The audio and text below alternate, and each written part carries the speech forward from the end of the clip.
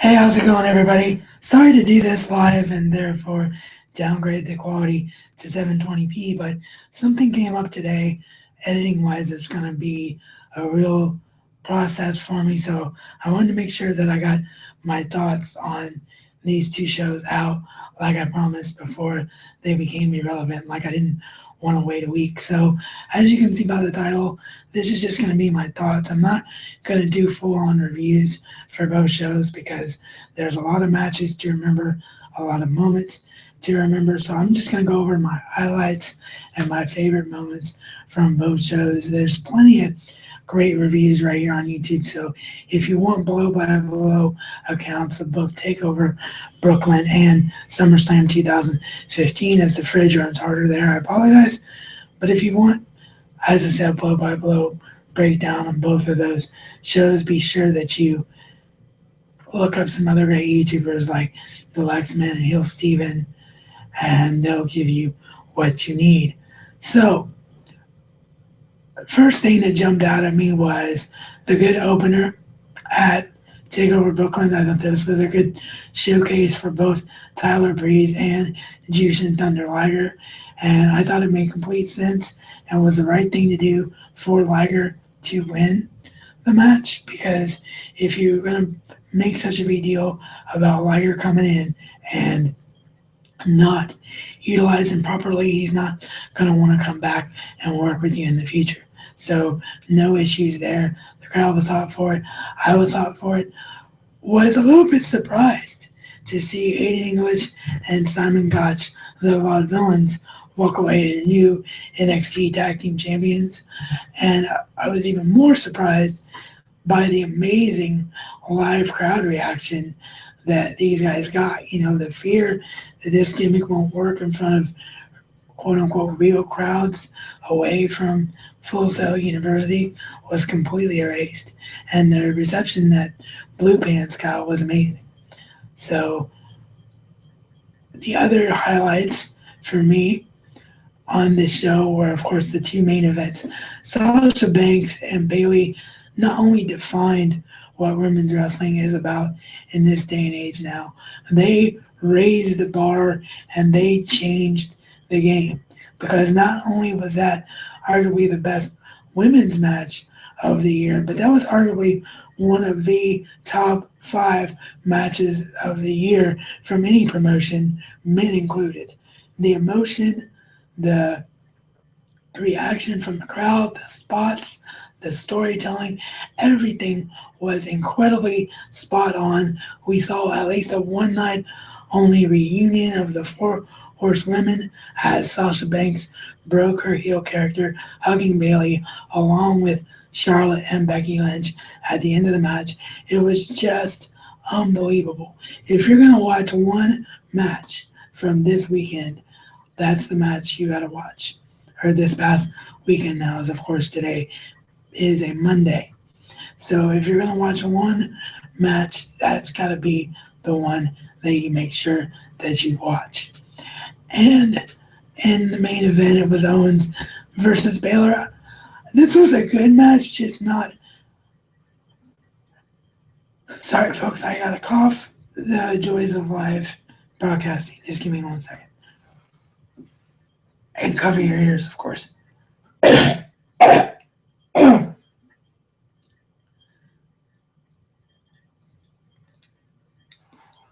But yeah, this was a good match, Baylor versus Owens.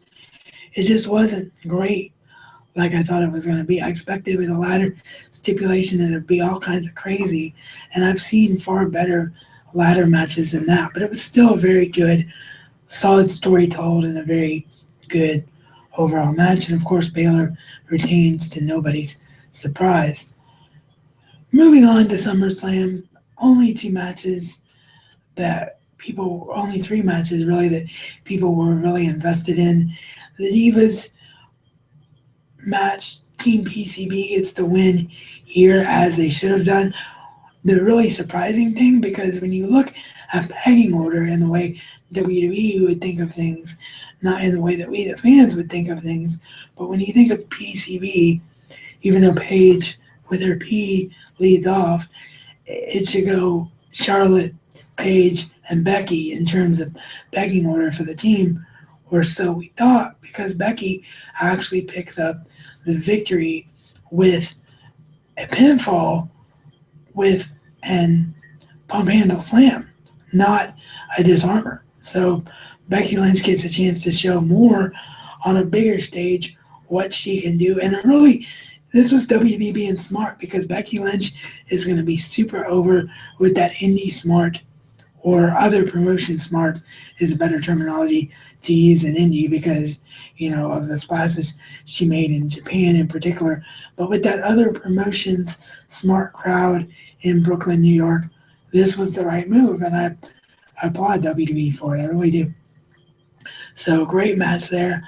All of the competitors really rose their game up. I'm really, really excited for the future, and could we see Becky Lynch be the next person to get a Divas Championship match? That's what Stephanie McMahon teased on the pre-show when she said to the victor, go the spoils. So we'll have to wait and see what happens there. Title for title, Seth Rollins is the new United States Champion and still WWE World Heavyweight Champion after the most annoying part of the night to me by far, the interference of celebrity guest host for SummerSlam, Jon Stewart. I knew that there was going to have to be some screwy ending unless they were actually going to give John Cena a 16th World Championship reign, which I do think will eventually come. Like it or not, it's eventually going to come. But I, for whatever reason, was of course witness, as all of you were, to the fact that it didn't come last night. So I knew if Rollins was going to win here, that Rollins would have to have some sort of help.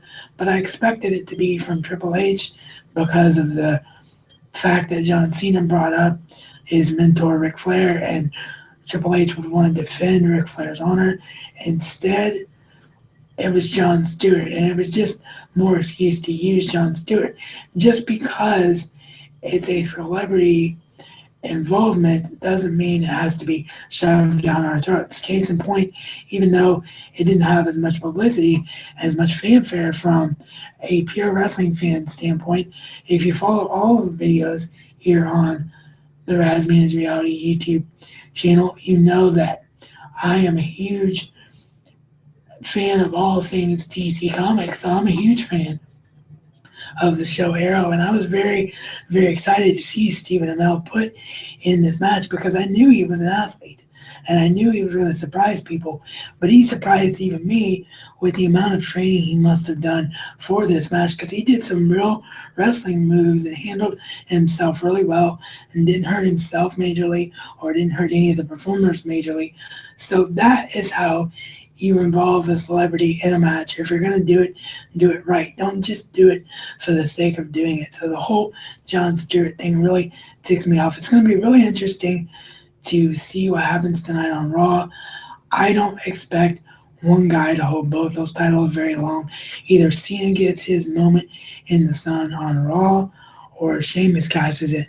Yeah, I said it. I know Sheamus is a heel, Rollins is a heel, but if you actually believe that Seth Rollins is going to be United States Champion and WWE World Heavyweight Champion, you're sorely mistaken, because they put too much work and stock into solidifying the United States Championship. So there's no way they're going to undo all that, at least if they have half a brain in their heads. And then, man, oh man, Undertaker versus Brock Lesnar, the match that was built too big for WrestleMania, the rematch that is a little bit over the top in campaigning in my mind for this, but I'm really, really happy with the way this turned out. Much, much, much, much, much better match than the one at WrestleMania 30. So much emotion, so many near finishes that made sense. They weren't near finishes for the sake of near finishes. They were near finishes that made sense and told a story. Both guys busted open, and in the end, it was dual winners, as the referee's vision was obstructed, but Undertaker taps out. But all the referee did, as Undertaker was tapping out, was count a 1 count with Undertaker's shoulders down. So he waves off the timekeeper ringing the bell and actually later on awards the match to The Undertaker. So I think there has to be a third match here. I know everybody wants Sting at Survivor Series. I want Sting at Survivor Series. I still hope it happens, but I smell a third match between Brock Lesnar and Undertaker now. There just has to be to give a clear end to this great feud. So I loved it. I loved it because it wasn't what we were expecting. We were expecting a clean victory from either one of the two guys. So the fact that both guys came out strong was really, really smart by WB, and Paul Heyman's blowout at the end of the pay-per-view was absolutely genius. So those are my quick thoughts on Takeover Brooklyn and WWE SummerSlam 2015. Hope you all enjoyed it. As you know, this is the new first weekly wrestling video of the new schedule if you checked out the Razman's video blog. So you'll get these on Tuesdays, on weekends when we don't have pay-per-views to react to, Mondays when we do. So look forward to that. And I'll be here the rest of the week with a lot of content. Got that video that I teased that I'm working on. I've got the scheduled stuff that I talked about, the reviews, the recommends series, the Netflix pick of the week, and the Razman's video blog, as well as Madden NFL 16 PS4 unboxing tomorrow as well. And as always, this is reality according to the Razman and Razman style. It's not just a catchphrase, but a way of life.